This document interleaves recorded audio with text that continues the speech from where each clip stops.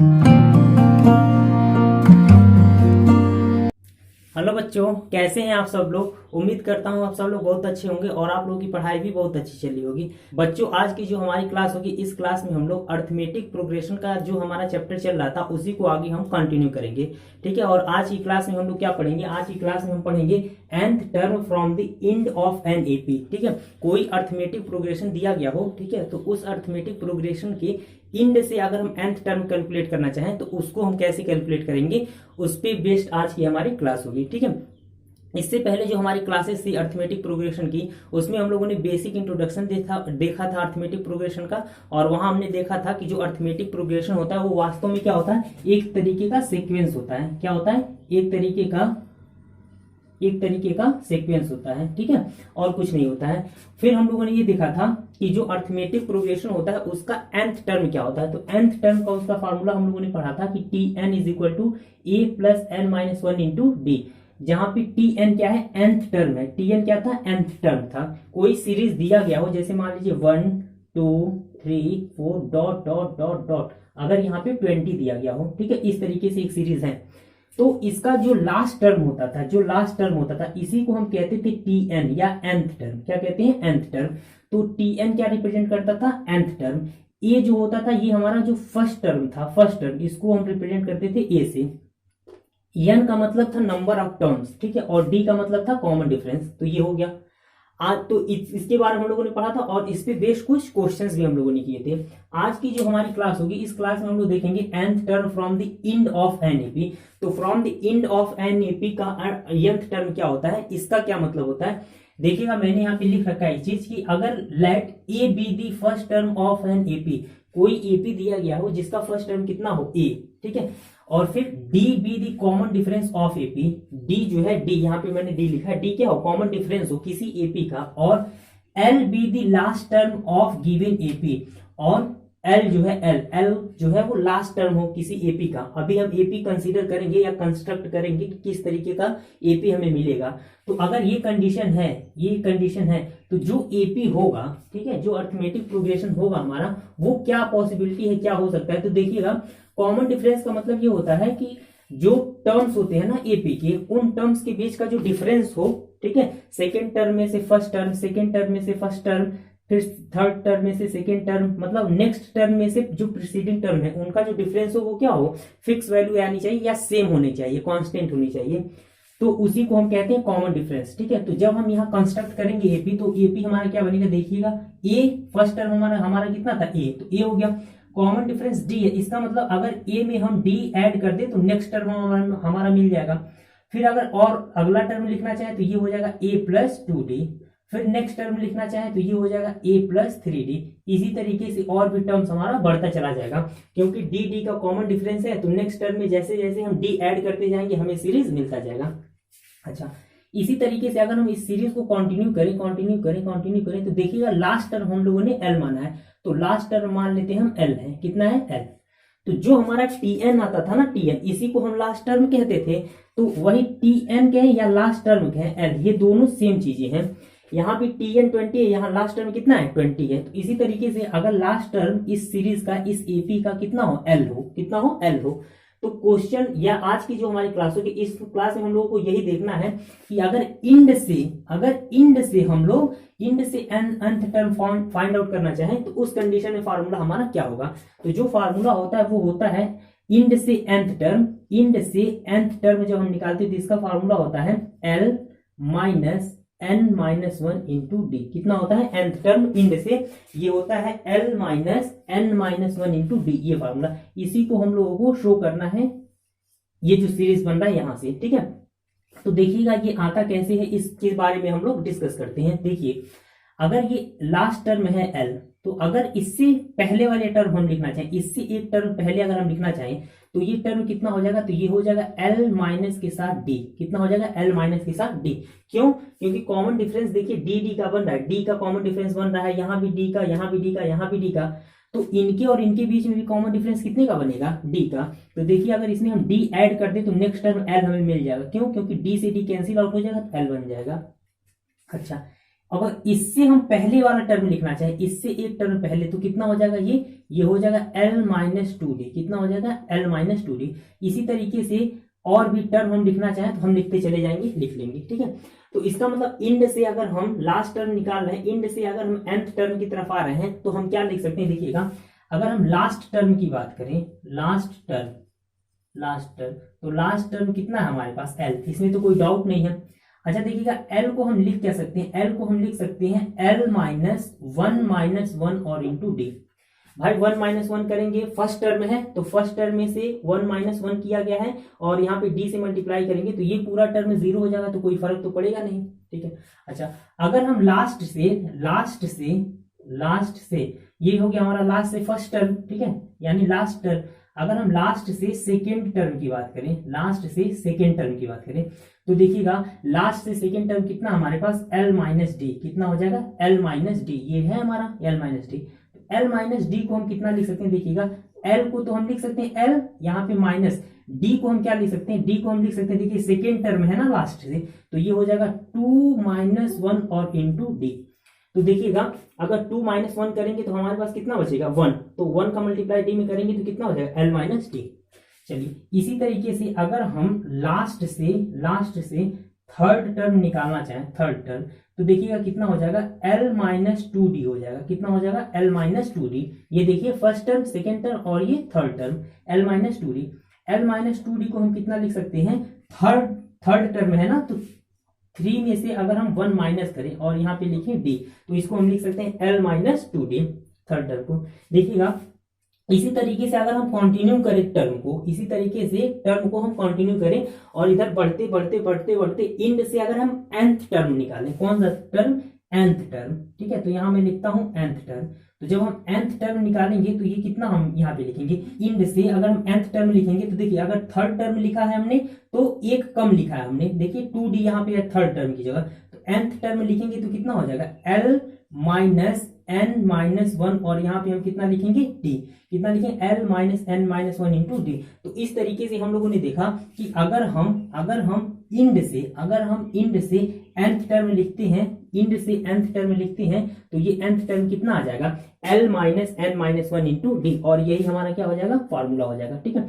अब चलिए, मैं उम्मीद करता हूं कि इतनी बात आप लोग समझ पा रहे होंगे कि nth टर्म अगर इंड से हम कंसीडर करें तो nth टर्म कितना हो जाएगा L-N-1 इंटू D, वेयर जो L है वो क्या हो जाएगा, L का मतलब हो जाएगा जो हमारा लास्ट टर्म था, L का मतलब क्या हो जाएगा लास्ट टर्म, और D हमारा क्या हो जाएगा, D का मतलब कॉमन डिफरेंस, N क्या हो जाएगा, नंबर ऑफ टर्म्स, ठीक है, नंबर ऑफ टर्म्स, कितने टर्म्स हैं इस एपी में, और nth टर्म तो पता ही है, ठीक है। तो ये जो हमारा फार्मूला है, इस फार्मूले को आप लोगों को लर्न करना है। मैं उम्मीद करता हूं इतनी बात आप लोग समझ पा रहे होंगे। अब चलिए आगे बढ़ते हैं, और nth टर्म पे बेस्ड कुछ क्वेश्चंस हैं, उन क्वेश्चंस को हम लोग कर लेते हैं, जिससे हमारा कॉन्सेप्ट पूरी तरीके से बन जाए, ठीक है। तो बच्चों, आज की क्लास का जो हमारा फर्स्ट क्वेश्चन दिया गया वो दिया गया है कि find the 11th term from the end of the AP मैंने लिख रखा है 10, 7, 4 ... -62, ठीक है। इस एपी का हमें क्या निकालना है, इंड से nth टर्म 11th टर्म निकालना है, इंड से 11th टर्म निकालना है, ठीक है, इंड से। चलिए, तो जब हम इस क्वेश्चन को सॉल्व करने जाएंगे तो सबसे पहले हम क्या देखेंगे कि जो nth टर्म का फॉर्मूला होता है वो होता कितना है, L-N-1 इंटू D। कितना होता है nth टर्म का फॉर्मूला, L-N-1 इंटू D, ठीक है। तो जब जो क्वेश्चन है, क्वेश्चन में गिवन क्या हमें, देखिएगा 11th टर्म, तो n की वैल्यू कितनी दी गई है 11, क्योंकि 11th टर्म हमें निकालना, तो n की वैल्यू कितनी हो जाएगी 11, ठीक है। देखिएगा फिर d की अगर हम वैल्यू निकालें, d, तो d का मतलब क्या होता है, d का मतलब होता है कॉमन डिफरेंस। तो कॉमन डिफरेंस हम निकालेंगे तो क्या करेंगे, ये हो जाएगा हमारा फर्स्ट टर्म, ये हो जाएगा हमारा सेकेंड टर्म, तो second term minus first term हम करेंगे, तो यहां से लिखेंगे T2 माइनस T1। तो T2 की वैल्यू कितनी दी गई यहाँ पे 7 माइनस 10 करेंगे तो ये कितना आ जाएगा -3, कितना आ जाएगा -3, ये हो जाएगा हमारा कॉमन डिफरेंस, ठीक है। अब चलिए हम यहाँ पे लिखेंगे 11th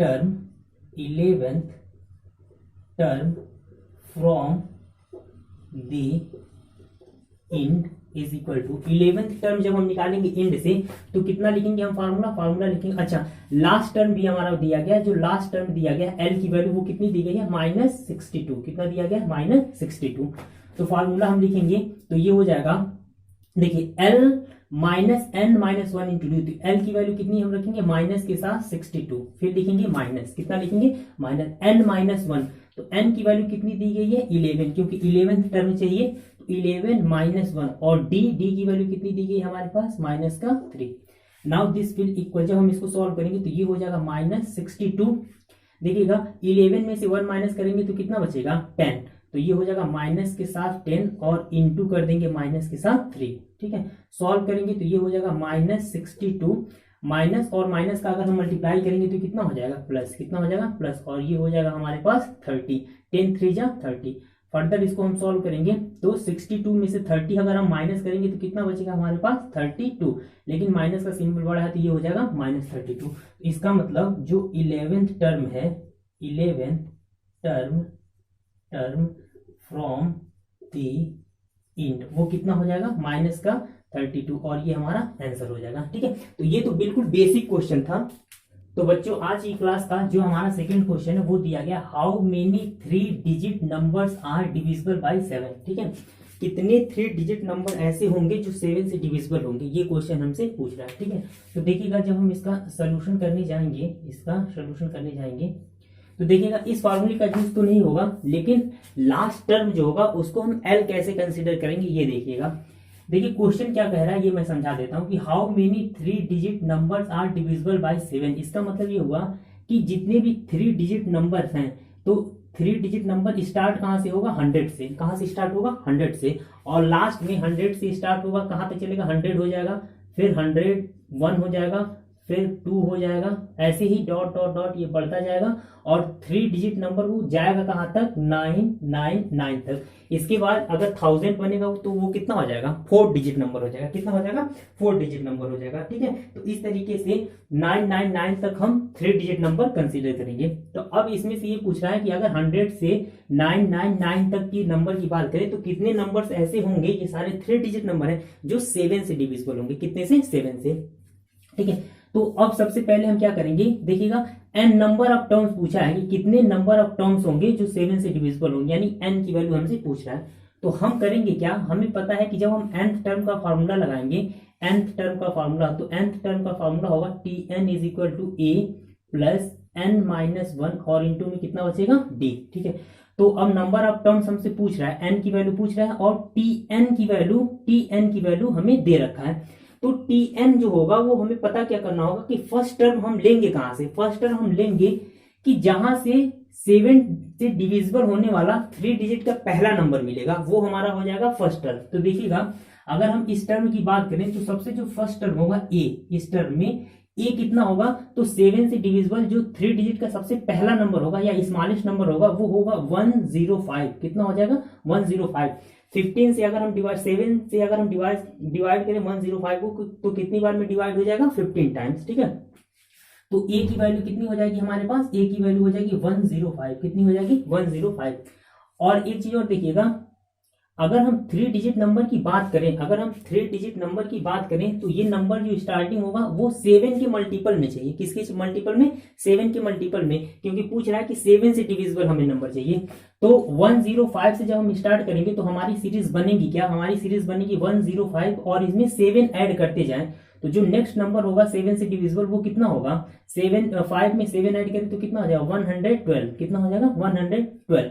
इसी तरीके से नेक्स्ट टर्म की बात करें तो फिर इसमें 7 ऐड करें तो ये हो जाएगा 119, कितना हो जाएगा 119।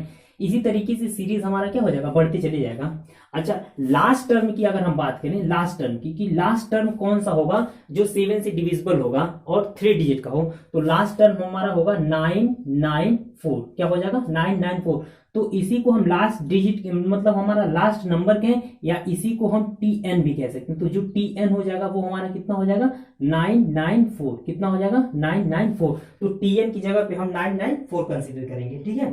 चलिए अब हम फार्मूले की बात करें तो ये हो गया हमारा ए। अच्छा कॉमन डिफरेंस की बात करें, डिफरेंस तो भाई 7 का मल्टीपल है तो 7 के मल्टीपल में होना चाहिए, यानी जो डिफरेंस बनेगा वो कितने का बनेगा 7 का, और Tn जो हो जाएगा nth टर्म या लास्ट टर्म हमारा वो कितना हो जाएगा 994, ठीक है। अब देखिएगा इस फार्मूले का जब हम यूज करेंगे, इस फार्मूले का Tn is equal to a plus n minus one into t, तो Tn की जगह पे हम कितना कंसिडर करेंगे 994 इज इक्वल टू ए की जगह पे 105 और प्लस n की वैल्यू हमें निकालनी है, नंबर ऑफ टर्म्स चाहिए, तो n-1 और d की जगह पे हम कितना रखेंगे 7।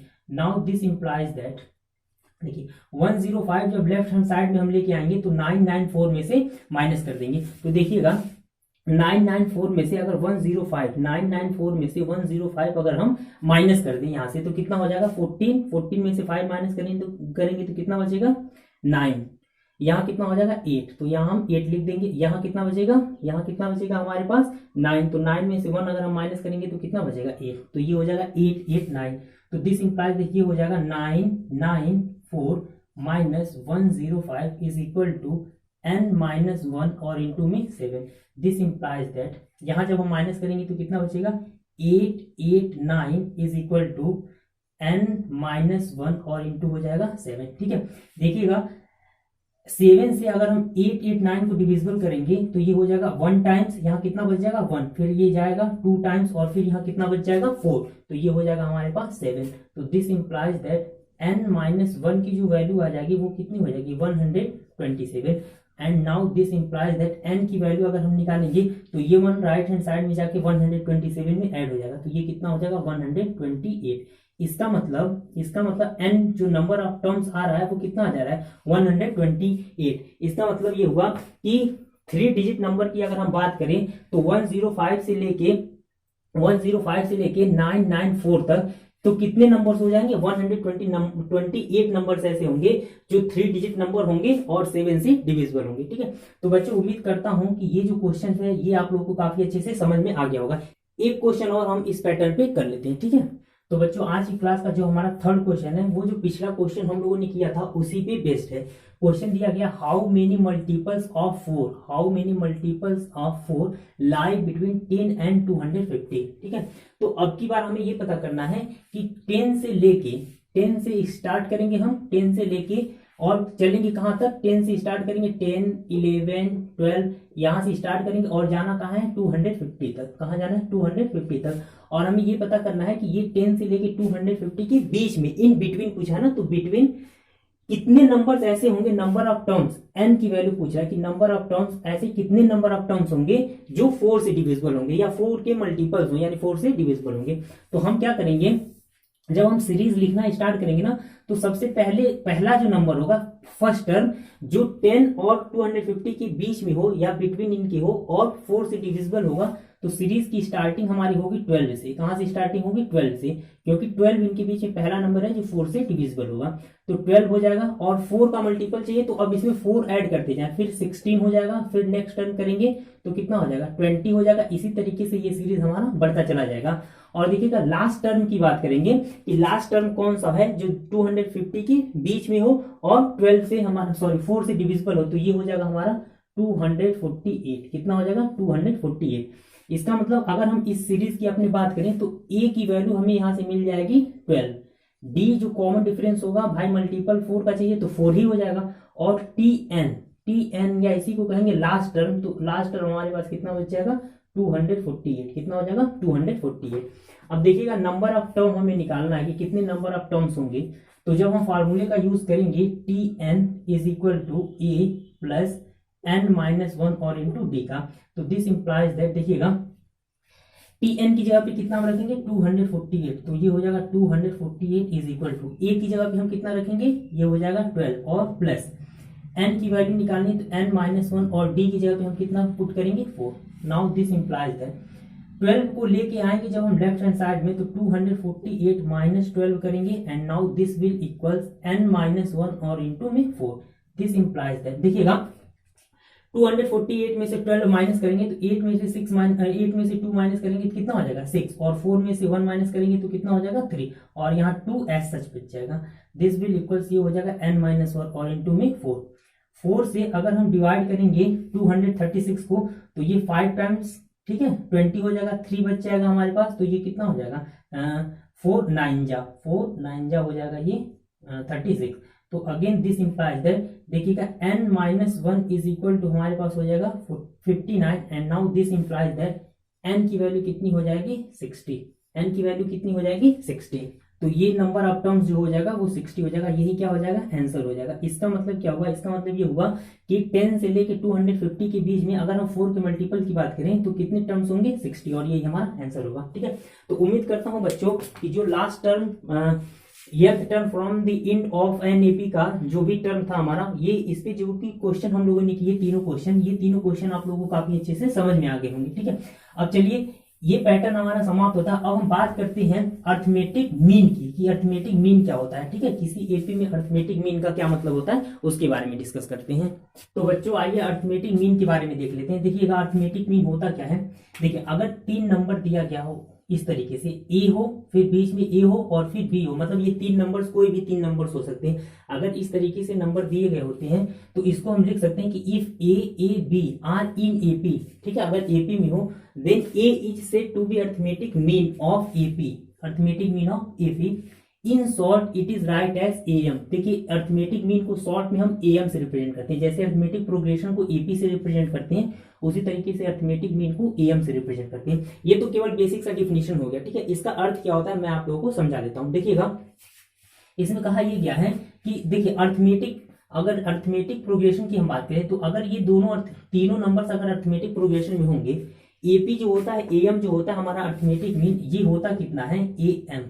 ठीक है, अर्थमेटिक मीन ये होता कितना है, तो देखिएगा अर्थमेटिक मीन हमारा होता है, देखिए मीन का मतलब होता है बेसिकली एवरेज। क्या होता है एवरेज, और एवरेज हमें पता है एवरेज होता क्या है, एवरेज होता है टोटल नंबर ऑफ टर्म्स। अब एवरेज क्या होता है, सम ऑफ नंबर्स। एवरेज कितना होता है, सम ऑफ नंबर, और डिवाइड बाई कितना होता है total number, divide by total number.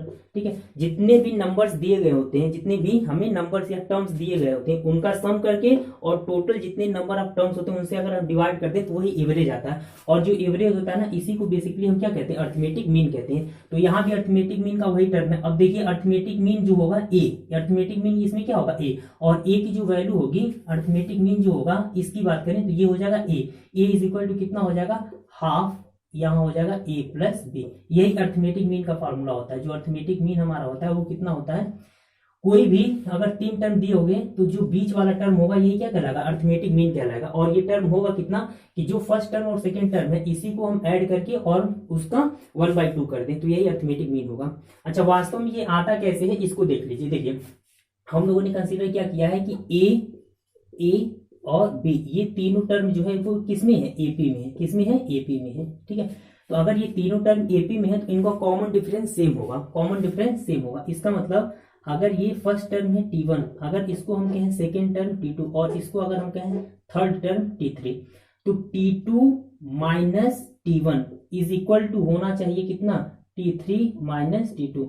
भाई कॉमन डिफरेंस सेम होना चाहिए अगर अर्थमेटिक प्रोग्रेशन है तो देखिएगा अगर इस टर्म की हम बात करें तो T2 कितना हमारा A, तो यहां से हम कहेंगे A, और T2 T1 कितना है हमारे पास A, तो इन दोनों का डिफरेंस उतना ही होना चाहिए जितना थर्ड और सेकंड टर्म का होना चाहिए। तो थर्ड टर्म हमारे पास कितना B और सेकंड टर्म कितना हमारे पास A। ठीक है, देखिएगा A माइनस में अगर हम लेफ्ट हैंड साइड में लेके आते हैं तो ये हो जाएगा 2A and now this will equal A को अगर हम राइट हैंड साइड में लेके जाते हैं तो ये दोनों जुड़ जाएगा, ये हो जाएगा a प्लस बी। तो यहां से दिस इंप्लाइज दैट, देखिएगा या यही मैं लिखता हूं, यहां से a की वैल्यू अगर हम निकालेंगे तो कितना हो जाएगा a प्लस बी और डिवाइड बाई 2, और यही हमारा होता है अर्थमेटिक मीन। यही क्या होता है अर्थमेटिक मीन, और इसको हम रिप्रेजेंट करते हैं एम से। तो इसका मतलब जो एम हो जाएगा या अर्थमेटिक मीन हो जाएगा वो कितना हो जाएगा 1/2 a प्लस बी, और यही क्या हो जाएगा फाइनल आंसर हो जाएगा। ठीक है, इस पे बेस्ड कुछ क्वेश्चंस हैं, उन क्वेश्चंस को हम लोग डिस्कस कर लेते हैं तो हमारा जो कॉन्सेप्ट है वो पूरी तरीके से क्लियर हो जाएगा। ठीक है, उम्मीद करता हूं इतनी बात आप लोग समझ पा रहे होंगे। चलिए जो क्वेश्चंस है उनको डिस्कस करते हैं। तो बच्चों अर्थमेटिक मीन का जो हमारा फर्स्ट क्वेश्चन है उसमें दिया गया कि find the arithmetic mean between, first question दिया गया 13 एंड 19 और सेकंड क्वेश्चन दिया गया a minus b and a plus b. तो देखिएगा अगर इस क्वेश्चन को हम सॉल्व करने जाएंगे तो इसका जब हम अर्थमेटिक मीन निकालेंगे, अर्थमेटिक मीन तो कितना हो जाएगा हाफ a प्लस बी होता है, यानी जो दोनों टर्म दिए गए होते हैं उन दोनों को ऐड करके 2 से डिवाइड कर दें। तो जब दोनों टर्म को ऐड करेंगे तो कितना हो जाएगा 1/2, यहाँ हो जाएगा 13 और प्लस 19। सॉल्व करेंगे तो ये हो जाएगा 1/2 इंटू दोनों को ऐड करेंगे तो कितना हो जाएगा 32। फर्दर सॉल्व करेंगे 2 से डिवाइड करेंगे 16, तो जो अर्थमेटिक मीन आ जाएगा वो कितना आ जाएगा 16, और यही हमारा आंसर हो जाएगा। ठीक है, यहाँ की बात करते हैं a माइनस बी और a प्लस बी की। तो जब इसकी हम अर्थमेटिक मीन की बात करेंगे तो ये हो जाएगा 1/2 a plus b. a plus b का मतलब क्या हुआ कि जो दोनों टर्म दिया गया उनका सम। तो देखिएगा जब दोनों टर्म का हम सम करेंगे तो कितना हो जाएगा a माइनस बी और प्लस a प्लस बी। ठीक है, तो a m जब लिखेंगे तो कितना हो जाएगा 1/2। देखिए ये b और ये b दोनों कैंसिल आउट हो जाएगा और यहाँ हमारे पास कितना बच जाएगा इनटू में 2a, a और a मिलके 2a, तो ये 2 से 2 कैंसिल हो जाएगा और कितना हो जाएगा a, यानी जो अर्थमेटिक मीन हमारा आ जाएगा वो कितना हो जाएगा a आ जाएगा। कितना आ जाएगा a, और ये हमारा आंसर बनेगा। ठीक है, तो उम्मीद करता हूँ बच्चों अर्थमेटिक मीन कैसे निकालते हैं ये आप लोग समझ पाए होंगे। चलिए जो इंपॉर्टेंट क्वेश्चन है, ये तो बिल्कुल बेसिक क्वेश्चन था, जो थोड़ी कठिन क्वेश्चन या इंपॉर्टेंट क्वेश्चन अर्थमेटिक मीन पे बेस्ड उनको देख लेते हैं। बच्चों अर्थमेटिक मीन पे बेस्ड जो हमारा सेकेंड क्वेश्चन है वो दिया गया है कि इफ द नंबर्स 2n-1, ठीक है, 3n+2 and 6n-1 are in AP find n and hence find these numbers. ठीक है, तो कह रहा है कि ये जो नंबर दिया गया 2n-1, 3n+2 एंड 6n-1 ये किसमें कह रहा है एपी में है। तो क्वेश्चन हमें क्या फाइंड आउट करना है, कह रहा है कि n की वैल्यू फाइंड आउट करो और जो ये टर्म्स हमारे दिए गए हैं इनको भी फाइंड आउट करना है। तो देखिएगा अगर ये सीरीज जो हमारा दिया गया वो एपी में है, एपी में, तो अगर एपी में है तो ये हमारा फर्स्ट टर्म होगा, ये हो जाएगा हमारा सेकेंड टर्म और ये हो जाएगा हमारा थर्ड टर्म। तो अगर एपी में है तो इन दो टर्म के बीच का जो कॉमन डिफरेंस होगा और इन दो टर्म के बीच का जो कॉमन डिफरेंस होगा वो सेम होना चाहिए। इसका मतलब ये लिखेंगे कि सिंस, यहां लिखेंगे since the given terms are in AP hence हम क्या लिख सकते हैं, hence T2 minus T1 is equal to second term और फर्स्ट टर्म का जो डिफरेंस होगा वो थर्ड टर्म और सेकेंड टर्म के डिफरेंस के बराबर होगा या इक्वल होगा। तो दिस इंप्लाइज है T2 की जगह पे हम कितना रखेंगे 3n और प्लस 2, 3n+2 माइनस कर देंगे फर्स्ट टर्म, तो ये हो जाएगा -2n-1, ये इक्वल्स होगा किसके, T3 की जगह पे हम रखेंगे 6n-1 और T2 की जगह पे कितना रखेंगे माइनस के साथ 3n और प्लस कितना हो जाएगा 2, 3n और प्लस कितना हो जाएगा 2। ठीक है, देखिएगा दिस इंप्लाइज दैट ये हो जाएगा 3n+2 माइनस का मल्टीप्लाई कराएंगे तो -2n और माइनस मिलके प्लस का 1, this will equal 6n-1 minus का मल्टीप्लाई कराएंगे तो माइनस का 3n और माइनस और प्लस मिलके माइनस का 2।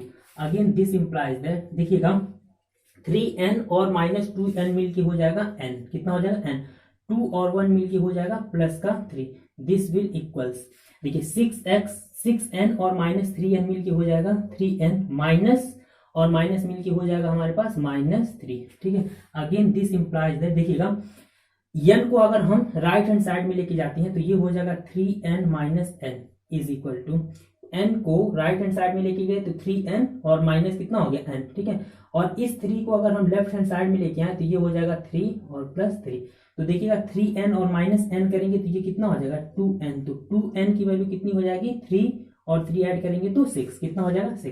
तो यहाँ से हम देख रहे हैं कि n की वैल्यू अगर हम निकालेंगे n की वैल्यू तो कितना हो जाएगा 6/2, तो दिस विल इक्वल्स कितना हो जाएगा 3, यानी n की जो वैल्यू आ गई वो कितनी आ गई 3, n की वैल्यू कितनी आ गई 3। ठीक है, ये हमारा राइट आंसर हो जाएगा, n की वैल्यू 3।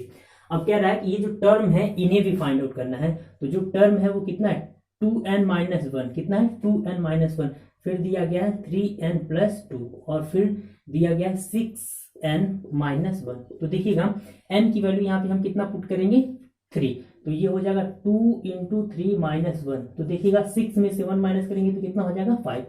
इसी तरीके से 3n तो 3 यहाँ हम लिखेंगे 3 × 3 और प्लस में 2, तो कितना हो जाएगा 3 9 और 9 और 2 ऐड करेंगे तो कितना हो जाएगा 11, ये हो जाएगा 6 × 3 और -1, तो कितना हो जाएगा 6 3 18 में से 1 अगर माइनस करेंगे तो कितना हो जाएगा 17। तो देखिएगा डिफरेंस कितने का बन रहा है यहाँ से यहाँ तक 6 का डिफरेंस भाई। 11 माइनस 5 अगर हम करेंगे तो कितना होगा 6 का डिफरेंस यहाँ भी, और यहाँ भी कितने का डिफरेंस 6 का डिफरेंस। इसका मतलब जो हमारा सीरीज है वो किसमें है एपी में है। किसमें है एपी में। एन की वैल्यू कितनी है 3 और 5 11 और 17 ये क्या होंगे हमारे सीरीज के टर्म्स होंगे। ठीक है, तो उम्मीद करता हूं बच्चों इतनी बात आप लोग समझ पा रहे होंगे और ये क्वेश्चन आप लोग को अच्छे से समझ में आ गया होगा। ठीक है, चलिए आगे बढ़ते हैं और जो नेक्स्ट क्वेश्चन हैं उनको देख लेते हैं। बच्चों देखिएगा आगे के जो क्वेश्चंस हैं उनको डिस्कस करने से पहले कुछ फैक्ट्स हैं या कुछ टर्म है जिनको आप लोगों को याद रखना जरूरी होगा। देखिए अगर ये नहीं टर्म याद है तब भी काम चल जाएगा। ठीक है, लेकिन अगर ये याद है तो विद इन सेकेंड्स या जल्दी से हम क्वेश्चन को फास्ट वे में कर पाएंगे। तो इसलिए ये अगर लर्न है तो बहुत अच्छी बात है। लर्न क्या करना है कि अगर 3 नंबर कंसीडर करना है, अगर 3 नंबर एपी में हमें कंसीडर करना है या हमें खुद कंसीडर करना है तो ए माइनस डी, ए और ए प्लस डी ये 3 नंबर हम लोग कंसीडर करेंगे। ठीक है, इसी तरीके से अगर 4 नंबर हमें खुद कंसीडर करना है तो ए माइनस 3D, ए माइनस डी, ए प्लस डी और ए प्लस 3D ये 3 नंबर हम कंसीडर करेंगे 4 नंबर। और अगर 5 नंबर हमें कंसीडर करनी हो तो ए माइनस 2D, ए माइनस डी, ए प्लस डी और ए प्लस 2D ये 5 नंबर हमें कंसीडर करने पड़ेंगे। तो अगर 3 नंबर कंसीडर करना हो तो ये, 4 नंबर कंसीडर करना हो तो ये, और 5 नंबर अगर कंसीडर करना हो तो ये इतना हमें खुद कंसीडर करना है। तो ये हमें लर्न होना चाहिए। क्यों मैं ऐसा कह रहा हूं, क्योंकि जो नेक्स्ट क्वेश्चन है हमारा देख लीजिएगा क्वेश्चन क्या दिया गया है उसके अकॉर्डिंग हम लोग इस क्वेश्चन को सॉल्व करेंगे। तो इन फार्मूलों का या ये जो बेसिक टर्म्स हैं इनका यूज हमें करना पड़ेगा। देखिएगा क्वेश्चन में रीड कर रहा हूं। क्वेश्चन है हमारा दिया गया है कि the sum of 3 numbers in AP is 21 की 21 and their product is 231 find the numbers। ठीक है, तो जो सम दिया गया है कह रहा है कि 3 नंबर्स हैं वो AP में हैं, इनका सम जो दिया गया है, जो 3 नंबर्स हमारे हैं इनका सम जो दिया गया वो दिया गया 21 और जो प्रोडक्ट दिया गया है इनका जो प्रोडक्ट है वो दिया गया कितना, एक मिनट, प्रोडक्ट दिया गया 231। कितना दिया गया 231। ये 2 टर्म हमें दी गई है। तो हमें क्या करना है देखिएगा, अब इसके सम और प्रोडक्ट की बात करें तो अगर हमें ये पता है कि ये एपी में है तो हम जो 3 नंबर कंसीडर करेंगे वो कौन कौन नंबर कंसीडर करेंगे, ए माइनस डी, ए और ए प्लस डी। ठीक है, तो देखिएगा अगर हम ये चीज लिखेंगे कि लेट ए बी या एपी में है अगर ये सीरीज तो ए माइनस डी, ए और ए प्लस डी ये 3 नंबर हम कंसीडर करेंगे। तो अगर ये 3 नंबर हमारे पास है तो देखिएगा अगर हम सम लिखें इनका सम तो सम कितना हो जाएगा ए माइनस डी, इनका अगर हम सम लिखें तो ये हो जाएगा ए माइनस डी और प्लस कितना हो जाएगा ए और प्लस ये कितना हो जाएगा ए प्लस डी और इसकी वैल्यू कितनी दी गई है 21। जब हम इसको सॉल्व करेंगे, इसको हम सॉल्व करेंगे तो देखिएगा ये डी और ये डी कैंसिल आउट हो जाएंगे, बचेगा हमारे पास कितना 3a और 3a की वैल्यू हो जाएगी 21। नाउ दिस इंप्लाइज दैट यहां से अगर हम a की वैल्यू फाइंड आउट करें, यहां से दिस इंप्लाइज दैट a की वैल्यू फाइंड आउट करें तो ये हो जाएगा हमारे पास 7। भाई 3 से डिवाइड करेंगे कितने टाइम्स 7 टाइम्स, तो a की वैल्यू कितनी हो जाएगी हमारे पास 7। ठीक है, चलिए अब जो सेकेंड कंडीशन हमारा दिया गया कि इनका प्रोडक्ट अगर हम करें यानी a माइनस डी इंटू ए और इंटू ए प्लस डी इनका प्रोडक्ट करें तो कितना होना चाहिए 231। कितना होना चाहिए 231। देखिएगा जब हम इसका मल्टीप्लाई कराएंगे तो a माइनस डी और a प्लस डी ये मिल के हो जाएगा हमारे पास a स्क्वायर और माइनस a स्क्वायर और माइनस में d स्क्वायर और इनटू में a and this will equals हो जाएगा 231। कितना हो जाएगा 231। दिस इंप्लाइज है देखिएगा d की a की वैल्यू हमें पता है कितनी 7, तो अगर a की वैल्यू हम 7 यहाँ पे रख देते हैं तो ये हो जाएगा 7 का स्क्वायर और माइनस के साथ डी स्क्वायर और इनटू में यहाँ फिर हम क्या लिखेंगे 7 एंड दिस विल इक्वल्स 231। कितना हो जाएगा 231। ठीक है, देखिएगा 7 से अगर हम 231 को डिवाइड करें, 7 से अगर हम 231 को डिवाइड करें तो ये कितनी बार में जाएगा, ये हो जाएगा 3 टाइम्स 21 और 2 बचा तो फिर कितनी बार जाएगा 3 टाइम्स, तो ये हो जाएगा 33।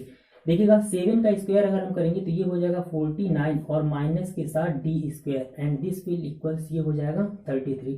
अगेन दिस इंप्लाइज दैट देखिए अगर हम 33 को लेफ्ट हैंड साइड में लेके आए और डी स्क्वायर को राइट हैंड साइड में तो ये हो जाएगा d square is equal to 49 और माइनस हो जाएगा 33 एंड दिस विल इक्वल्स ये हो जाएगा 6 और 1 16।